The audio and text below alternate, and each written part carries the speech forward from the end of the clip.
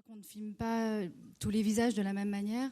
Et j'ai l'impression qu'ici, avec les arbres, c'est la même chose. Chaque arbre a son filmage. Tu as pensé la façon de le filmer. Et je voulais savoir un peu comment vous aviez pensé avec Marc-Antoine la forme, la hauteur de caméra, le rythme, les mouvements ou le choix de rester fixe.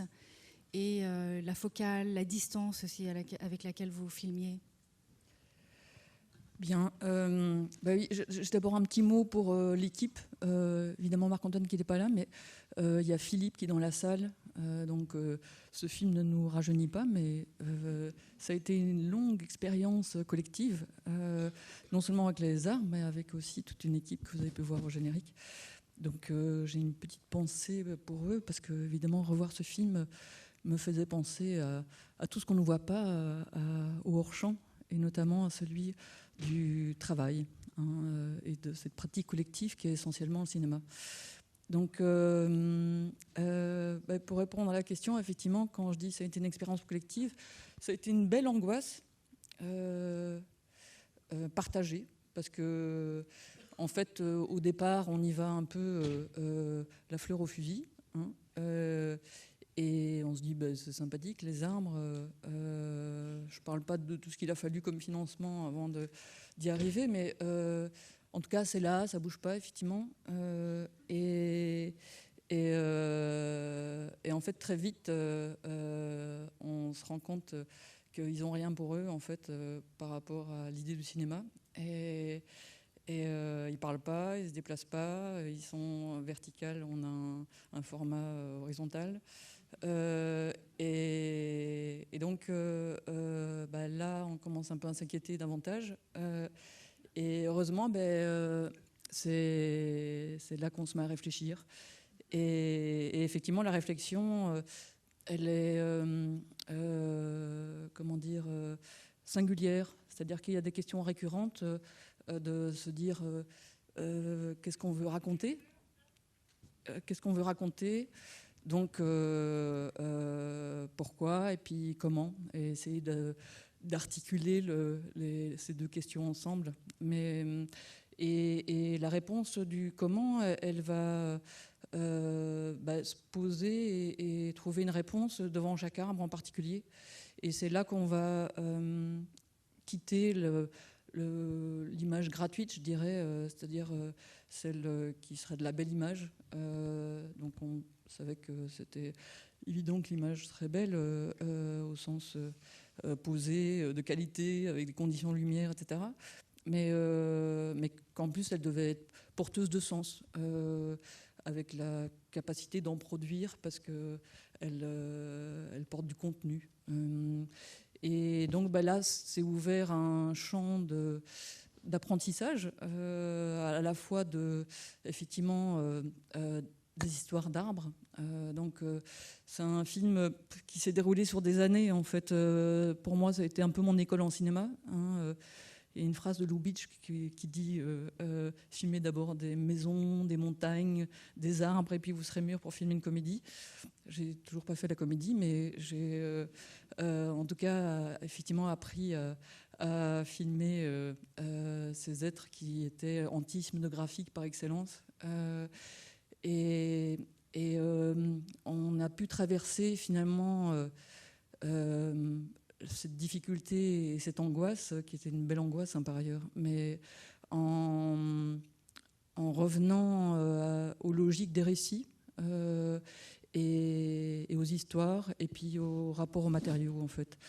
Et donc la logique des récits, c'était déjà tout un apprentissage de la connaissance des arbres, qui passait énormément par notre collaboration avec Francis Allais, qui est toujours déjà un botaniste qui avait une belle réputation à l'époque, et qui surtout m'avait donné l'envie du projet, parce que je l'avais entendu, pour vous dire que le film date et s'est étalé sur longtemps, sur France Culture en 91, dans une émission où il parlait des arbres comme jamais on m'en avait parlé, en fait.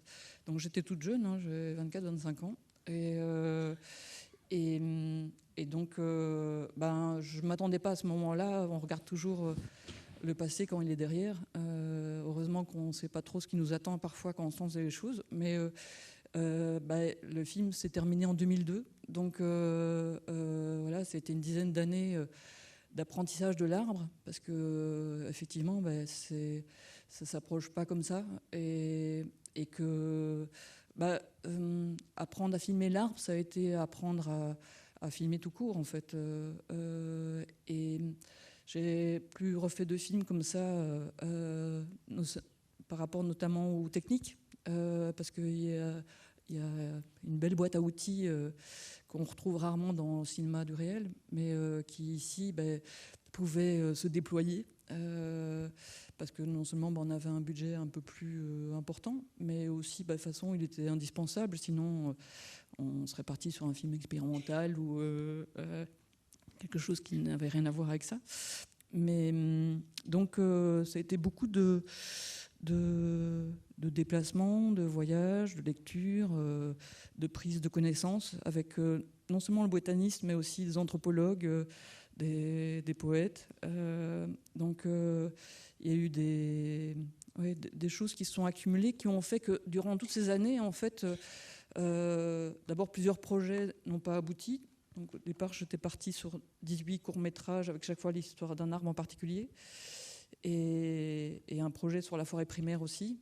Et puis, voilà, c'est des choses qui n'ont pas abouti, où j'accumulais beaucoup les connaissances de manière pluridisciplinaire. Et un jour, dans la fin des années 90, il y a eu une rencontre avec une responsable d'Arte qui voulait faire une soirée théma sur l'arbre, et ça a relancé le projet. J'ai réécrit un moyen-métrage.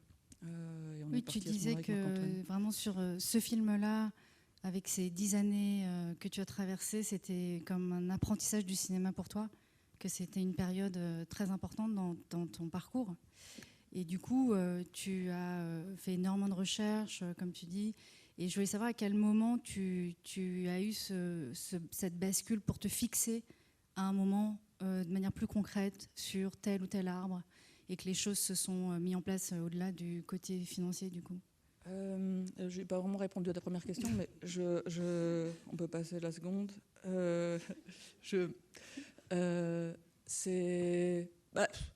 Quand on travaille sur les arbres, on sait que par Francis, parce qu'il nous avait raconté plusieurs histoires d'arbres qui étaient des histoires extraordinaires, comme c'est quelqu'un qui était en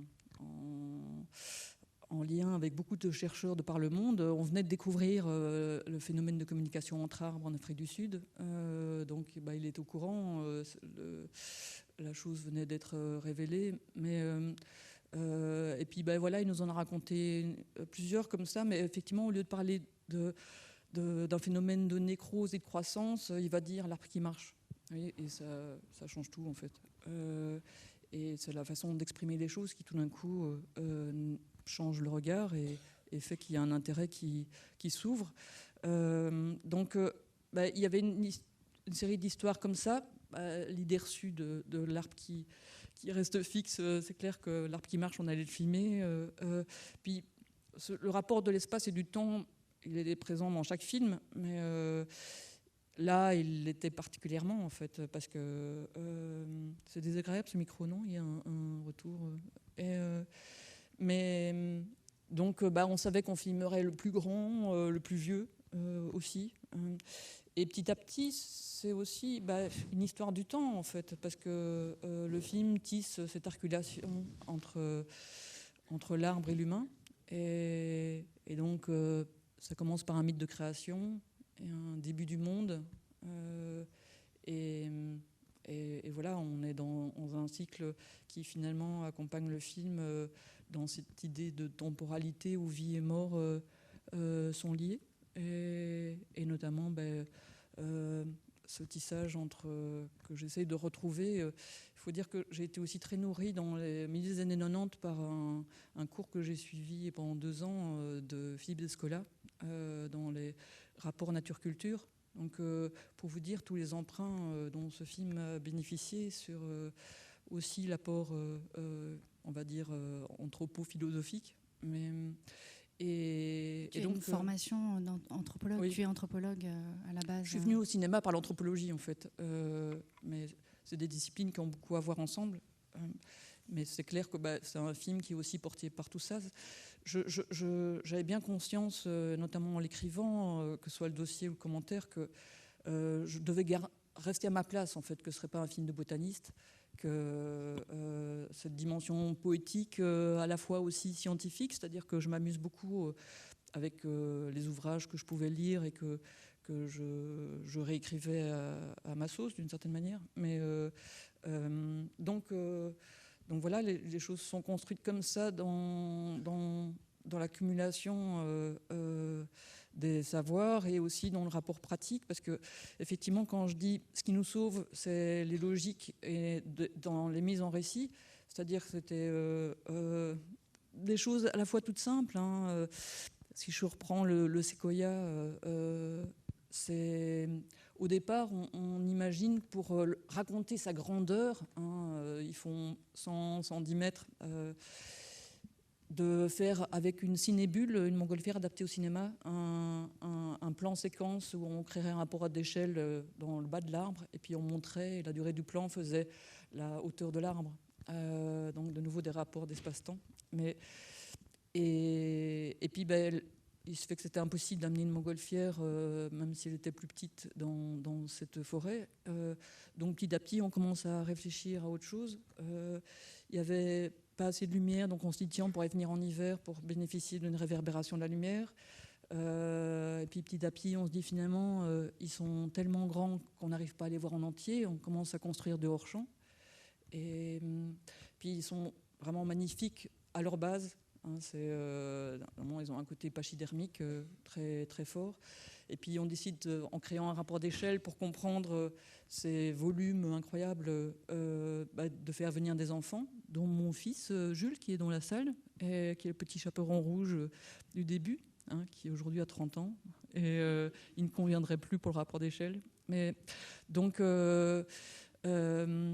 voilà, on se rapproche du conte, du territoire de l'enfance du regard aussi, peut-être par rapport aux arbres, parce que je crois que les enfants ont souvent un rapport contemplatif, poétique et voient grand, et que nous, en grandissant, on rapetisse parfois notre curiosité ou notre rapport au merveilleux.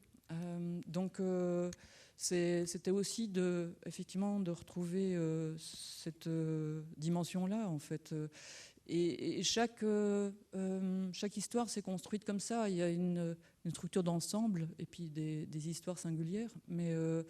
Et dans la singularité des histoires, c'était trouver à chaque fois des rapports de forme qui portaient cette histoire, là, du gigantisme.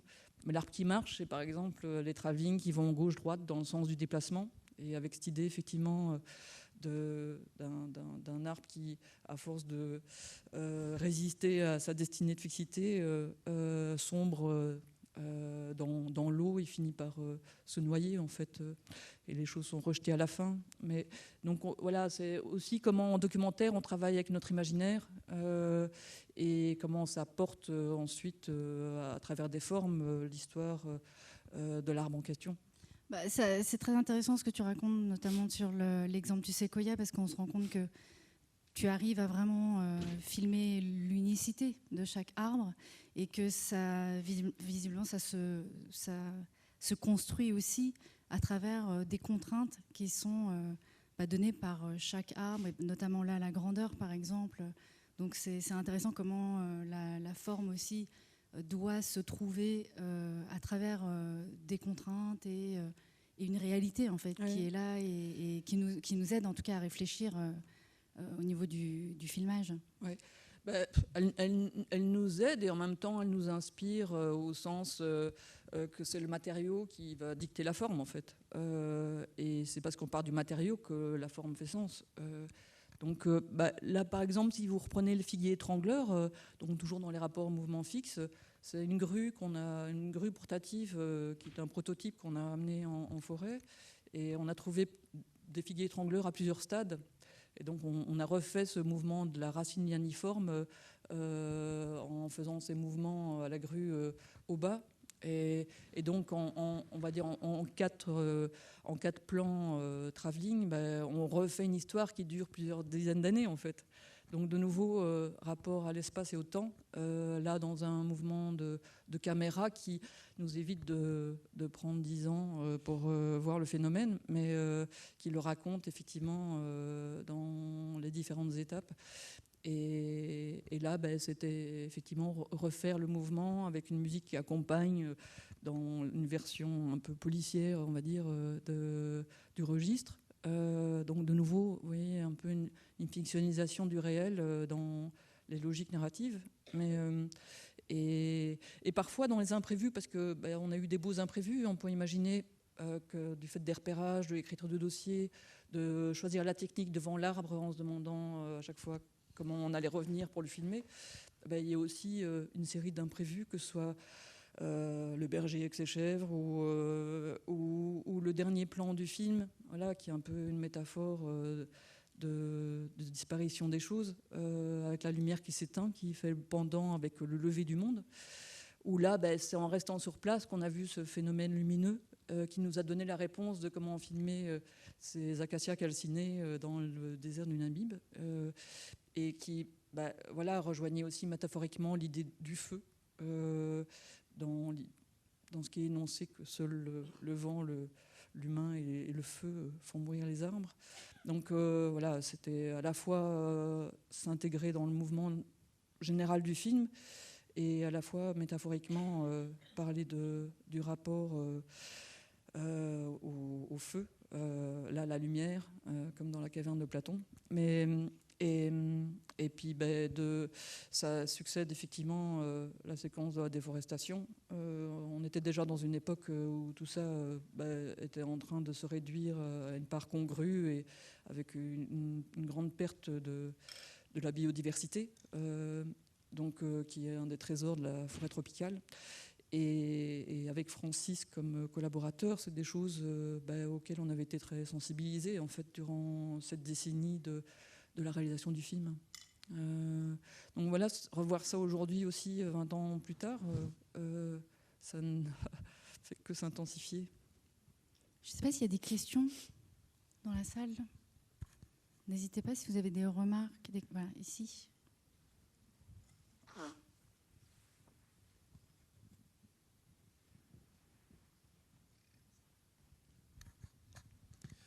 Salut. Salut. Sophie et Anne. Je salue d'abord votre travail parce que d'entrée de jeu comme ça, il m'a donné à voir une image du Sénégal que je n'avais pas et une image de Baobab qu'aujourd'hui je ne pense pas que je puisse retrouver. Et aussi dans la forme de la voix qui est assez forte dans la poésie, qui accompagne la manière dont vous filmez ces arbres. On a l'impression que vous leur donnez un caractère encore plus sacré qu'ils ne le sont. Alors ma question est de savoir, parfois des projets comme celui-ci, en entrant, je me demandais comment est-ce qu'on va parler de l'arbre. Mais là, je vois que vous avez fait vraiment de très longs voyages et parfois même il y a des prises de risques. Là, dans les plans où on voit comment les arbres tombent, c'est aussi, tout comme le scieur qui abandonne sa scie, prendre le risque de filmer des arbres qui s'en vont. Et je me demande alors, tout comme avec l'arbre qui est aussi vieux, plus de 5000 ans, est-ce que des fois vous vous êtes posé la question de savoir qu'est-ce qu'ils sont devenus aujourd'hui et est-ce qu'ils sont là ou pas? Et puisque vous avez parlé d'une série qu'à la base il y avait une intention de faire des séries avec ces arbres. Voilà. Qu'est-ce qu'ils sont devenus? C'est une bonne question, ça. Mais il y a eu un incendie au Sequoia National Park. Après, dans le temps de l'humain, c'est souvent catastrophique. C'est un peu comme la séquence où on a filmé en France, après la tempête de 99, les arbres couchés par le vent. Donc, c'était au mois de mars 2000, avant qu'ils nettoient avec la crainte des feux de printemps. Mais à part ceux que je rencontre, parce que je peux encore aller dans ces coins-là, et je les regarde avec beaucoup de nostalgie, notamment le Noyer qui est avec les ânes, qui est sur la route pour aller chez ma mère, ou à Jurbise, l'arbre à clous, qui est près de Mons.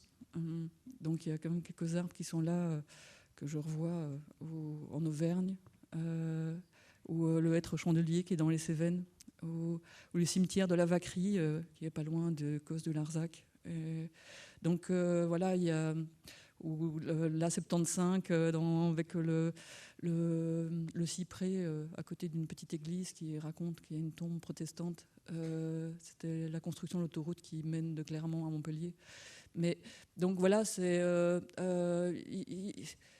ils sont à la fois là pour certains que je peux continuer à croiser, et à la fois ils continuent à vivre dans ma tête, en fait. Le film ravive, hein, comme le fait de parler des choses, ou de tout d'un coup avoir des résonances liées à un rapport aux choses. Mais donc voilà. Après, je pense que le film les singularise, mais les arbres sont partout, hein, c'est aussi une des caractéristiques. Ils sont vivants. Je pense que c'était aussi, c'est peut-être difficile à se le redire aujourd'hui, mais c'était pour nous une des gageures du film, c'était de leur prêter vie, hein, et de les faire passer d'objet à sujet. Donc vous voyez, il y a beaucoup de considération pour l'arbre comme mobilier urbain, comme agrément, comme rapport esthétique, mais voilà, c'est souvent oublier sa part principale, qu'il est vivant, qu'il nous permet de vivre nous-mêmes. Donc c'est rappelé au début, hein, dans les conditions premières quand même de la vie sur Terre, l'oxygène. Et ça, c'est le premier plan, on va dire, après le titre, qui est ce lever du monde qui nous le rappelle. C'est-à-dire que c'est un plan assez aussi dans l'ordre de la non-maîtrise, parce qu'il se fait qu'on est à Madagascar, là où on est filmé les baobabs, et il y a une forme de petite tempête avec ce soleil qui en fait se couche, qu'on a inversé au montage en le colorisant un peu différemment, mais tant que faire se pouvait. Et tout bouge, en fait. L'arbre est agité au vent, la mer est démontée, le soleil galope, sauf le plan qui bouge quand même un petit peu, parce qu'en fait on n'avait pas la bonne optique, et on avait une optique photo avec nous qui convenait mieux comme téléobjectif, et donc on l'a planté devant le boîtier en tenant. C'est pour dire parfois que les choses se font de manière artisanale. D'ailleurs, je me disais, ton intention de faire des arbres, de les faire d'objets à sujet, est tellement fort qu'à la fin, dans ce plan de déforestation, qui est d'ailleurs terrible, c'est vraiment déchirant, et au son, on a vraiment l'impression que ces arbres s'expriment et qu'ils meurent en criant, en fait. C'est très très fort, ce moment-là, et dramatique. Et le son ajoute beaucoup. C'est un film où le montage son a duré autant de temps que le montage image. Donc il y a un gros travail sur les sons seuls. Tout est tourné évidemment non synchrone, et il n'y a pas beaucoup d'intérêt à tourner ce film synchrone. Et là, pour le coup, il y a plusieurs couches d'arbres qui tombent, de chutes d'arbres. Et avec... voilà, c'était aussi... dans le montage, de se dire, effectivement, il y avait un côté très classique à finir avec la mort des arbres, et en même temps, d'avoir appris à les connaître, de s'en être fait des amis, et de savoir ce qu'on perd, ça donne plus de sens, évidemment, à la mort de la chose.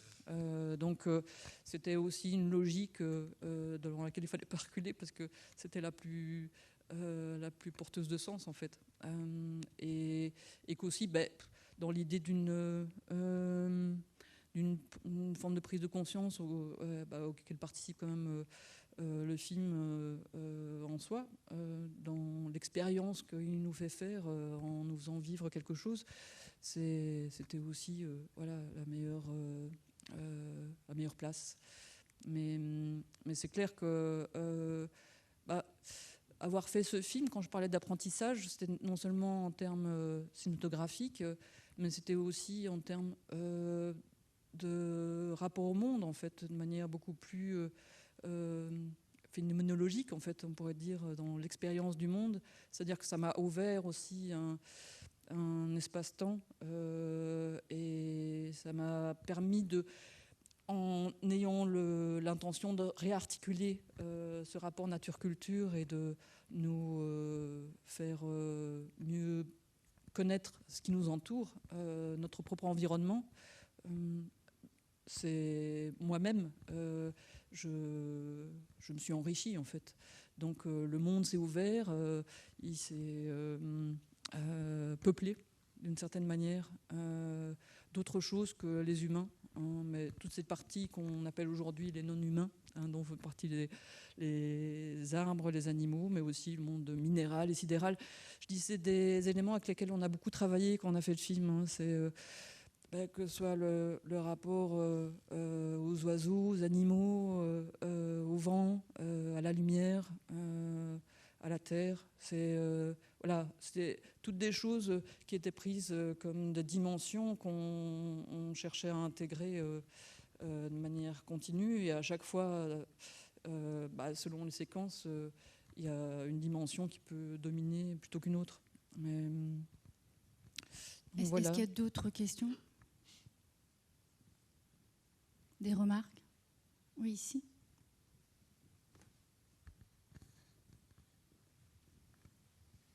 Je me demandais, à travers ce cheminement qui devait être obsessionnel comme ça pendant plusieurs années pour aboutir à ça, je me demandais, est-ce qu'il y a quelque chose qui a bougé en toi à la fin, à l'aboutissement de ce film? Est-ce que tu as senti qu'il y a quelque chose qui a bougé entre le début et la fin de ce projet? Mon cœur qui bat. Mais c'est pas le début ni la fin, c'est le milieu. C'est le chemin, en fait. C'est le parcours. C'est l'apprentissage dans le temps, dans la durée. Et donc, entre le point de départ et le point d'arrivée, c'est clair que j'étais plus la même. D'abord, j'avais pris 10 ans. J'avais 2 enfants. Et aussi, j'avais appris à filmer les arbres et que c'était devenu effectivement cette école de cinéma qui était un apprentissage du regard, en fait. Parce que les arbres vous obligent à regarder et pour voir et ensuite faire voir, ce qui est encore une autre étape. Mais donc, en termes d'observation et de comment raconter des histoires, en fait, en mettant en œuvre tout ce qui est possible entre notre boîte à outils et l'environnement auquel on fait face, en attendant les bonnes lumières, en revenant éventuellement 6 mois plus tard, s'il le faut. Donc, avec beaucoup d'exigences. En fait, c'est une école de la rigueur. C'est une école de la rigueur, de la précision, du détail. Et donc, c'est dans ce sens-là que c'est une école de cinéma. C'est que pourquoi un fixe, pourquoi un mouvement, pourquoi ce rapport au son, comment on travaille le hors-champ, le rapport entre les plans, les séquences entre elles. Donc écrire une histoire de l'arbre en général, c'était aussi une gageure en fait. Donc il fallait passer par le singulier. Le général, c'est un piège. Donc c'est toujours des histoires singulières. Alors évidemment, il y a l'histoire de la vie avec ce rapport du mythe de la création, de l'origine du monde. Donc on reprend en fait un grand récit. On pourrait parler de mythe de création d'une certaine manière. Mais donc il y a quand même cette macrostructure qui permet de tenir une forme de fil conducteur, je dirais global. Mais à l'intérieur de ça, c'est toujours des histoires singulières. Des rencontres, en fait, on pourrait dire aussi, avec des caractères, des physionomies, des jeux de rapports avec lesquels nous, on va jouer. Donc, on essaie de discerner pour mieux créer des rapprochements. Et voilà, après, ça m'a sans doute aussi enrichi dans la dimension poétique du monde. Je pense que je suis sortie de là avec une sensibilité accrue des petites choses en fait. Et donc je pense aussi une grande leçon d'humilité, l'arbre. Alors on s'en rend compte qu'on est à côté du séquoia, mais au-delà de ça, c'est clair que faire son apprentissage avec cette altérité totale qu'il représente, c'est aussi repenser sa place dans le monde. Alors malheureusement, on va devoir s'arrêter parce qu'il faut libérer la salle. Mais merci beaucoup, Sophie. Merci à vous. Merci d'avoir assisté à cette projection. Merci.